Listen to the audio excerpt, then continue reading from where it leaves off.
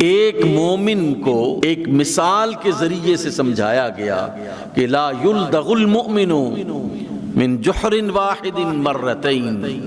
کہ ایک مومن ایک سوراخ سے 2 بار نہیں ڈسا جا سکتا۔ اگر وہ ڈسا جا رہا ہے تو پھر اس کے ایمان کی کمزوری ہے، اگر وہ ڈسا جا رہا ہے تو اس کی جو لالچ ہے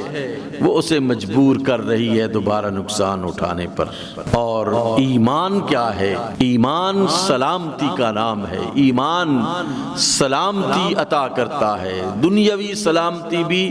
اور اخروی سلامتی بھی عطا کرتا ہے۔ ایمان انسان کو اس دنیا میں بھی امن عطا کرتا ہے اور آخرت میں بھی امن عطا کرے گا۔ ایمان اس دنیا میں انسان کو محفوظ رکھتا ہے، ابتلاء و آزمائش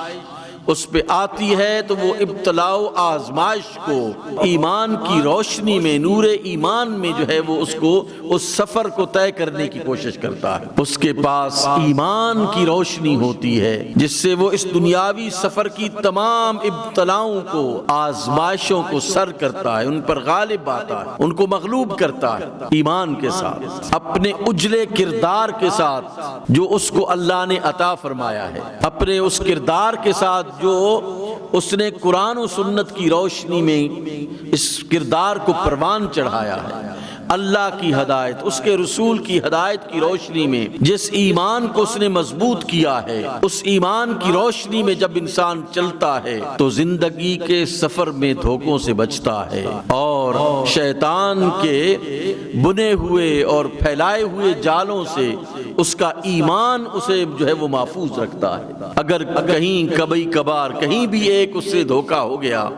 تو وہ زندگی بھر محتاط رہتا ہے، کبھی بھی دوبارہ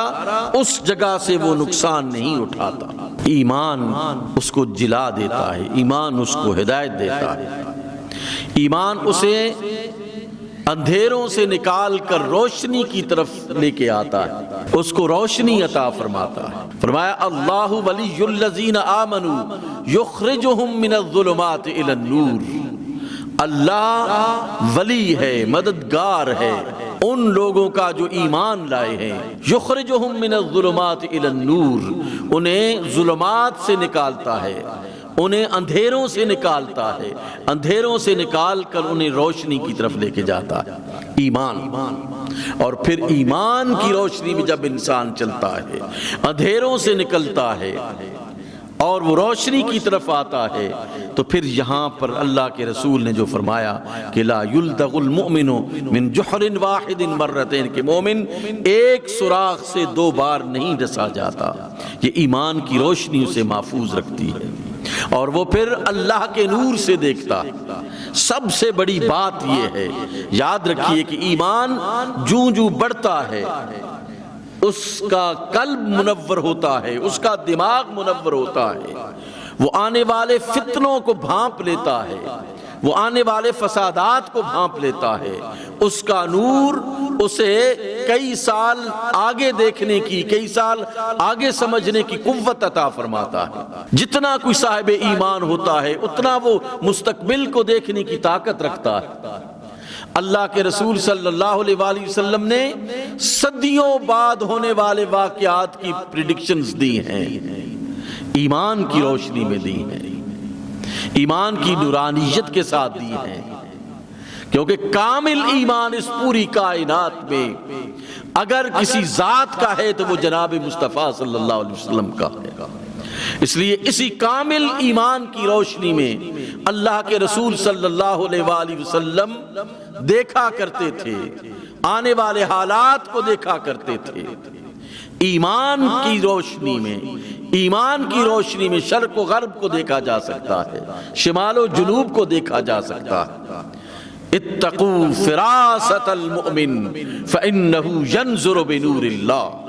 اللہ کے رسول صلی اللہ علیہ وآلہ وسلم نے فرمایا کہ مومن کی فراست سے بچو کہ وہ اللہ کے نور سے دیکھتا ہے۔ اللہ کا نور کیا ہے؟ یہی ایمان ہے۔